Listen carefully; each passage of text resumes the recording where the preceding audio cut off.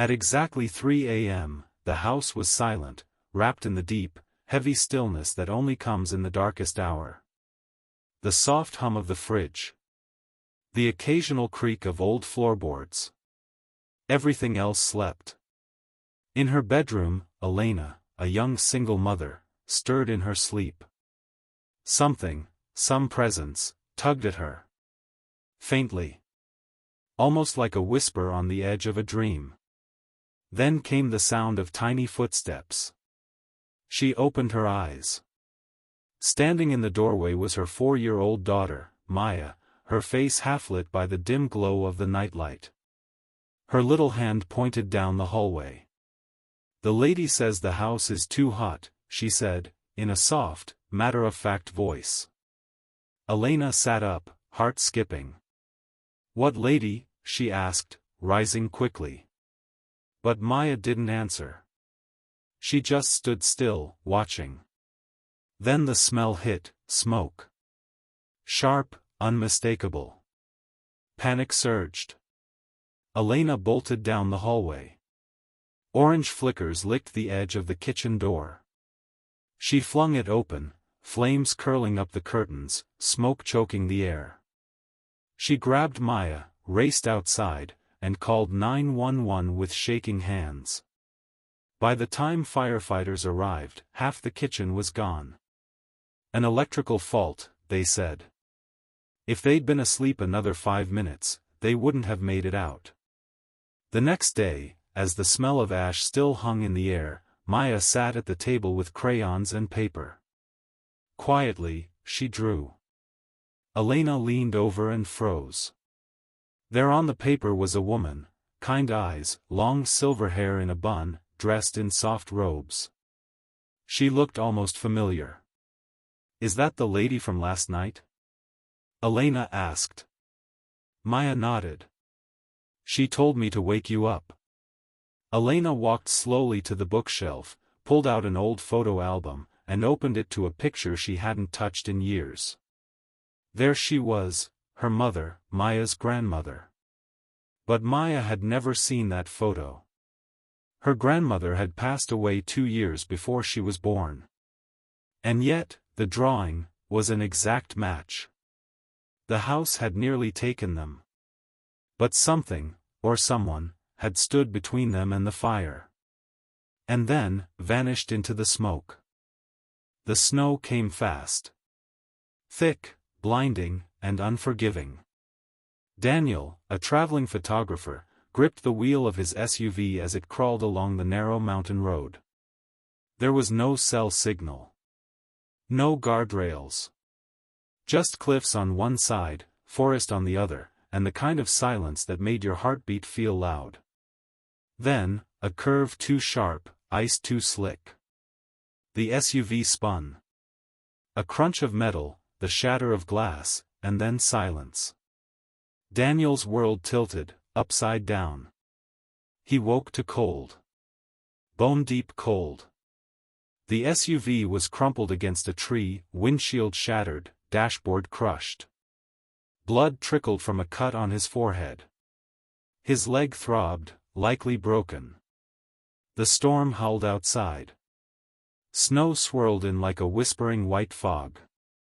He tried the door. Jammed.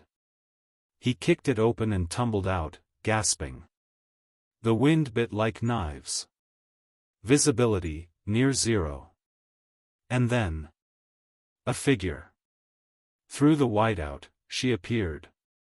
A woman in white. Long dark hair flowing unnaturally in the wind, her dress untouched by the storm. She didn't speak. She simply turned and began walking down the road. Slowly. Steadily. Daniel followed, limping, stumbling. Something in her presence, calm, certain, kept him going. His lips were blue. His vision blurred. But she stayed ahead, just within reach. Every time he thought he might collapse, she'd look back, eyes glowing faintly, as if saying, "Keep going." Then, a light. A ranger's cabin.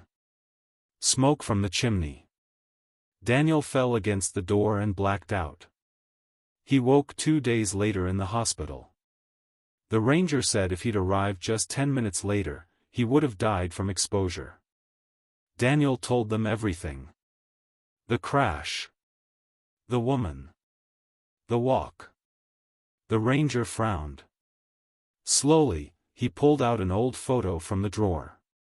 Was it her? He asked. It was. Same face. Same eyes. 20 years ago, the ranger said, a woman died in a crash on that same stretch. Blizzard. They never found her body until spring. Locals say she still walks those woods.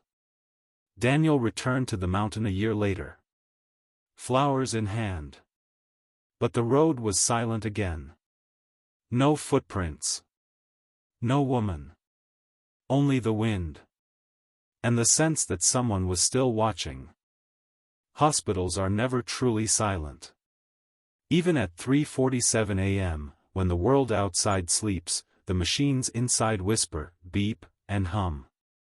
Alyssa, a dedicated ICU nurse, moved down the corridor like she had 100 nights before, calm, methodical, tired.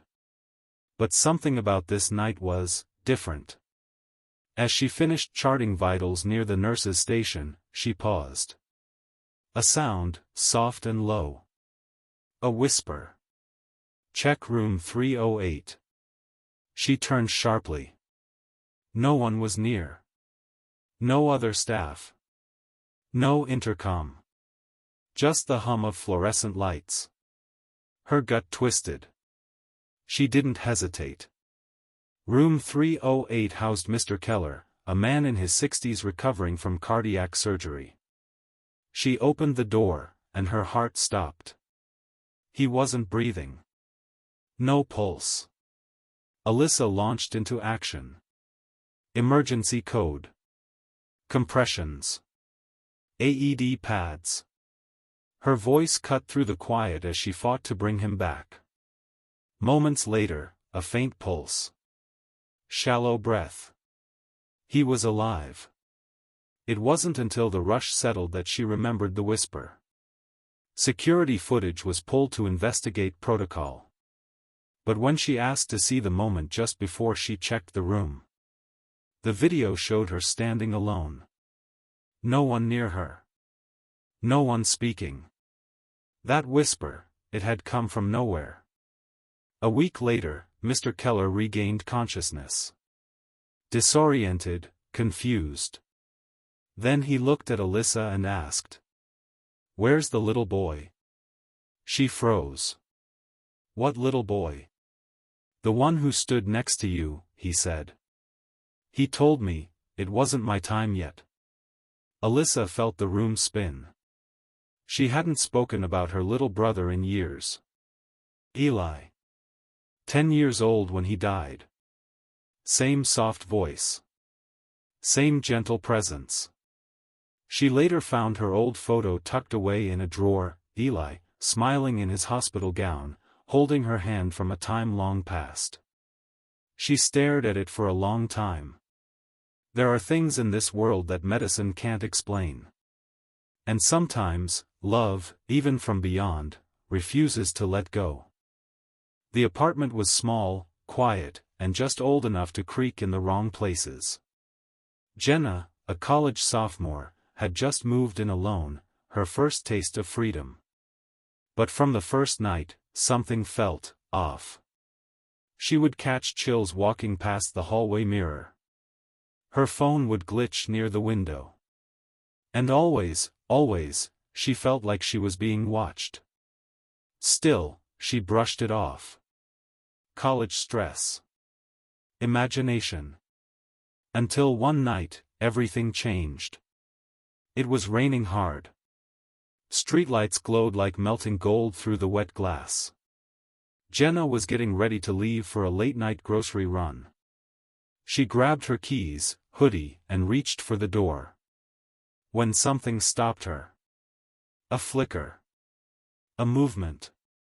She turned toward the window. And froze. In the reflection, just behind her, a woman. Pale. Still. Her hair soaked and tangled. Lips moving without sound.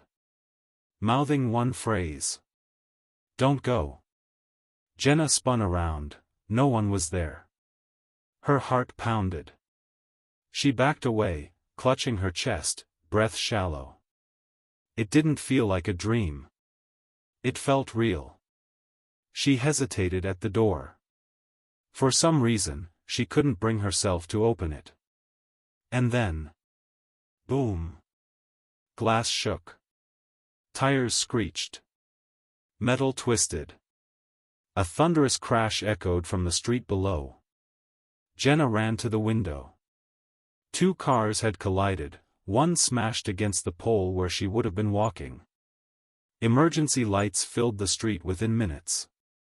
She sat on the floor, shaking. The woman had warned her. The next day, Jenna asked her landlord about the apartment's past. At first, he was reluctant. But eventually, he spoke. "Years ago, a woman lived here. College student, just like you. She died crossing that exact intersection." Jenna felt cold. "She was hit," he added, "during a storm, on her way to the store." From that night on, Jenna would always glance at the window before she left. Not in fear, but in silent thanks. The sun hung low over the treetops, casting long shadows across the forest floor. Tyler, a 16-year-old on a weekend hiking trip with his school group, had fallen behind, distracted by an old rusted sign that read, "Historic Battlefield, 1944." Curious, he wandered down a narrow, overgrown path. Birds scattered. The air felt heavier here, like the forest was holding its breath. Minutes turned into an hour.